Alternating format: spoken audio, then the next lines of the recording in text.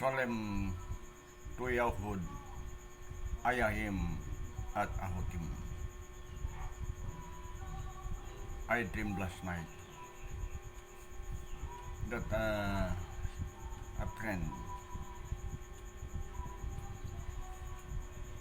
gave me a grilled coconut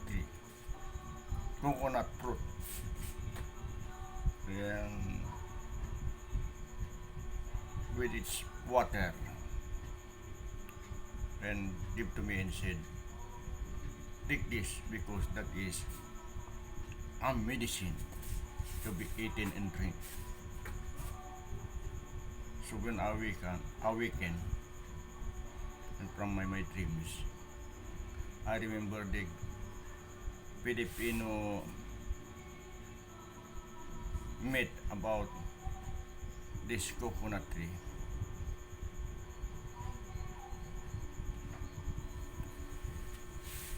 You know, coconut tree, the oil of coconut, been used by old people as a medicine, like using in massaging or back pain, and also they put in the butter oil, coconut oil, and put the chop root of trees, and they use as to massage put with the varicose and some kind of sickness, and it was already healed. When I remember what is written in the Muriaul, those who clean the robe or their garment as white because of mercurial, they have the right to eat the fruit of the tree of life, and also they can enter the gate of the city. What is the city? The new Jerusalem, which prepared for us by Almighty Creator, by our mercurial Joshua. I said, I will prepare you so many mansions in sa Olmayang. And that city, the temple there is our Almighty Creator, Yahweh Him Gabuha. And our king over there is our mercurial Joshua. That's why he called Mercury, King of all kings. The meaning of Mercury, King of all kings. So, how could we enter that city? We must be clean. The means of the white robe or garment means the clear of our conscience with the power of the Ruka Hodsua that will feed us. So, we must be patient and doing the ordinance, statute, and commandment of faith, which our mercurial also have taught to his disciples and the Yahudim who believes in him, those who have Am now Am, and also the Gentiles, like Cornelius. He was the Gentiles, been baptized. When the apostle dreams a dirty creature and said by the Almighty Creator, you have to kill them and cook, and you eat them. And also said, of the apostle said, I cannot eat that because that is dirty. And the Almighty Creator said, what I've cleaned is already clean. That means the vision is the Gentiles. When they have believed and been baptized in the Suam Gandam and Ruka Hodsua of Molkel Yahusua, they are already killed. They were already cleaned. And they've also the right as a partaker or to hear of the promise of Molkel Yahusua.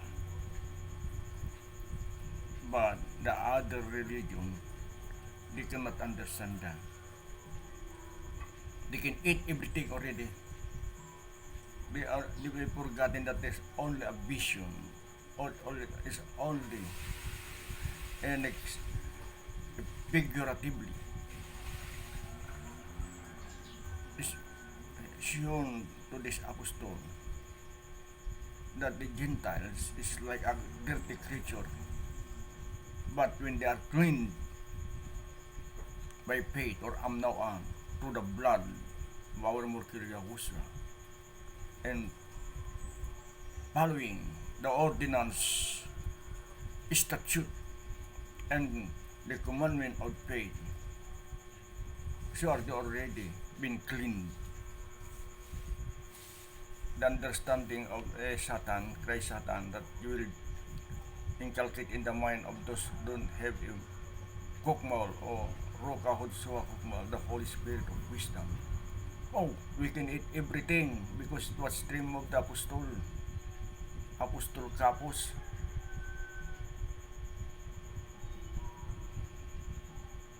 That's why you can eat everything because they are perverted mind.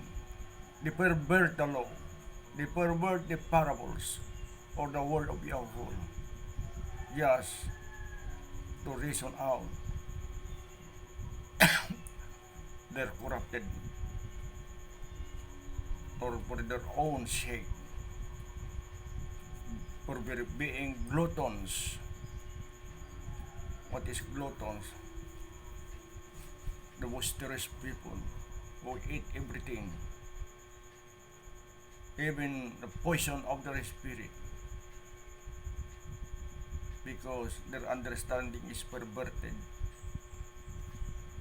And the more they are reading the book of demology, that's why when they are reading the book of demology, they invoking the spirit of this demology, this demon. That's why their understanding been perverted. So my beloved, ahaya him at ahutim. You must read the Mulyaul, because Mulyaul is the true light and the true word of our Almighty Creator. And it was not perverted, it was not corrupted, it was been cleansed. So we must hudayaw to Yahul him gabuha, that the 7,000 men, pure men, that he reserved, the remnant, are still there, and guiding, tilling the true suam of true name of our Almighty Creator. So the prophecy been always been happening. Even a single yod that's written in the Mulyaul or the Holy Scripture will not pass away until not that was not been happened. The earth, the world, or the heaven, the old heaven will pass away, but the word of Yahweh will not been cast away until that was not been fulfilled. So my beloved brother, we must clean our robes and garment, which means we have a pure conscience and our free will is in a good direction, not the free will of Christ Satan, the free will of Lucifer. His free will is to contradict, to tempt everything, tempt some of the monarchy, but only few, there are only 200 monarchy been tempted by Lucifer or Hillel, or the master Hasatan, their master Hasatan. So my beloved Ayahim at Ahutim, we must be vigilant to maintain our clear conscience, and we must be guided by the Mulyaul or the Holy Scripture by our free will, because free will, our Almighty Creator give us the free will. That's why Adam and Cabiao have sinned, eating the tree of knowledge of good and evil, because they are tempted by the old serpent Satan, and they followed their free will, but their free will being corrupted by temptation. So you must be aware your free will that might be tempted or follow the whisper of Hasatan. You must be guided by the Ruka Hudsua, the comforter that our Mulkiel Yahushua sent as a promise. I will send to you the Ruka Hudsua, or the comforter, the Ruka Yahushua, the Spirit of Yahushua, to guide us. So if it tell you, you must follow him so that you don't be misled, going to the perdition, the path of going to the lake of brimstone and fire in hell. Because many, Satan is panicking, his disciples, his pastor are flattering, bragging that salvation is with them. How could the salvation be with them if they don't know the name of Yahweh him? Even Mulkiel Yahweh said, many are calling to me, Master, Master, Gaul, Gaul, Mulkiel, Mulkiel. I preach in your suam or in your name. I refute Hasatan by the Spirit. I heal people. But Mulkiel Yahweh said, get away from me. I don't know you. Why? How could Mulkiel Yahweh know them? That means that they are not following the law of Amnawam, or the law of hate. They are sinner. They violated the law of Yahweh him Gabuha. Mulkiel Yahweh have not violated any laws, but it just explained to them how the proper following the laws, like drinking medicine. There is a prescription of that medicine. Not that because that is a medicine, you can drink it all. You must follow the prescription so that you will be healed by your sickness. So, How could you say that you are in faith? You are believing Mulki Yahuswa, but you are not following the prescription of faith, the prescription of Am. You are like drinking a medicine, not following the prescription.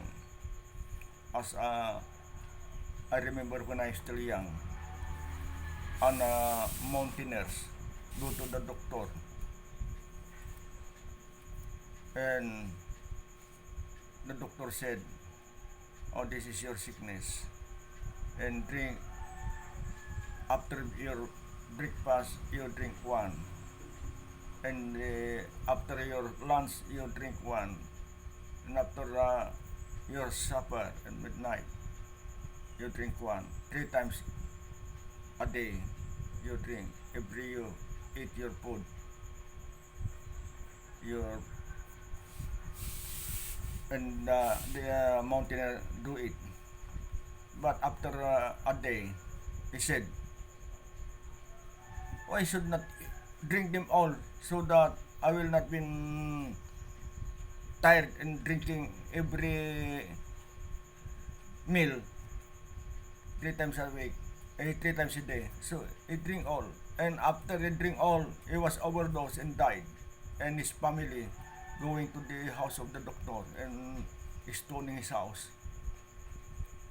Even how she explained, they don't believe it because the foolishness or the idiotic mind. That's why the doctor going abroad because afraid for these people because their mind is truly negative. That is also faith.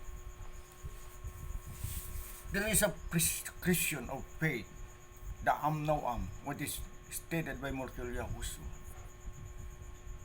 But these ignorant people with idiotic mind, because Satan whispering in their ear, oh, this is the real prescription. It was said to the apostle, eat all the dirty creature because I have clean.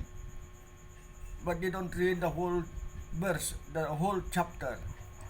That is only a vision showing that the creature is the Gentiles. It was Cornelius. The vision was Cornelius to be baptized. He want to follow the faith of Mulki Yahuswa. That's why he was baptized with all his family and friends. That is, they are considered the vision to the apostle. So he realized that the vision was Cornelius, the Gentiles. Because Mulki Yahuswa, not only for the Yehudim to be saved, but all the Gentiles to become Yehudim. What means Yehudim? Yehudim, the name of the Almighty is Yahu.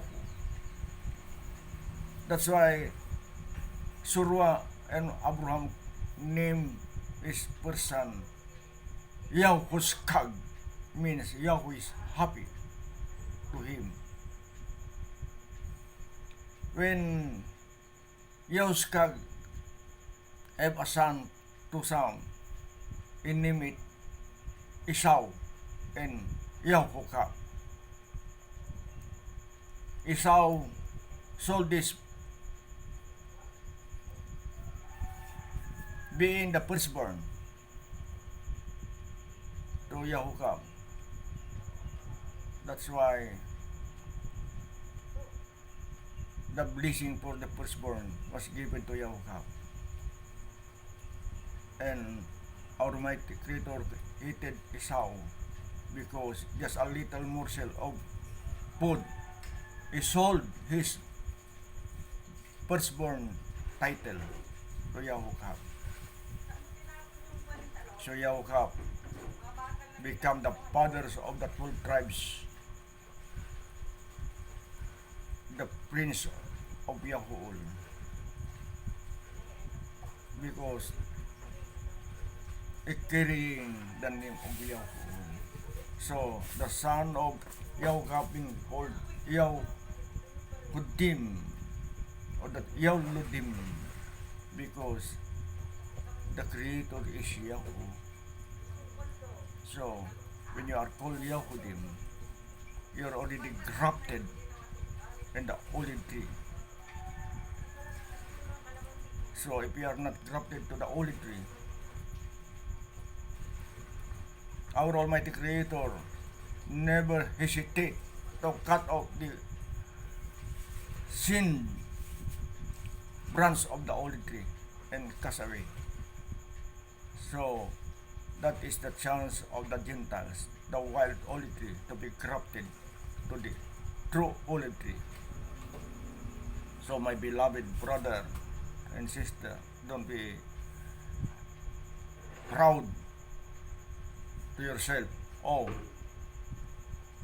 I'm already grafted to the olive tree, so I can do everything I will do. No, you must be under the nature of being the real Yahudim. If you are not the nature of the real Yahudim, being grafted to the olive tree branch, you must be also been cut away and thrown again, because you are not, you are against to the branches. So we must be guided by the prescription of faith which is written in the New Testament. What is written in the Muriel? I will write the new covenant in their head, in their heart. What is the new covenant? It is the faith, the love in fearing Yahweh. If you love, there is a love in your heart in fearing Yahweh. You cannot break any law, because when you break a law, you don't love Yahweh and not fear Yahweh, because you break the law. How could you say I am the faith? You are breaking a law. You are lawless. How could you enter the city of Yahweh, prepared by Mulkir Yahushua, that we must stay? You are a lawless. You are going to sacred city. How could you enter the sacred city with a lawless mind, a corrupted mind? That's why you have to clear your conscience. What is conscience? Conscience is the inner voice of the Almighty Creator. So if you don't have conscience, therefore there's no inner voice of Yahweh Him Gabu in your heart, in your mind, because you don't have conscience. Because those people that don't have conscience, they are a breaker of the law, and they are immoral. What is immoral? They love evil and they hate goodness. They don't have the ethics, the law of good and evil, that evil should be avoided and good should be done. Because in ethics, anyone that break the law is immoral. Anyone that added or divided the law is immoral. Therefore, we must not be immoral, because the law was made to maintain the morality of human being.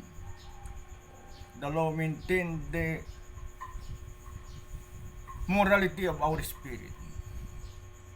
Now, how could you say you're under your spirit is clear when you are thinking bad to your neighbors?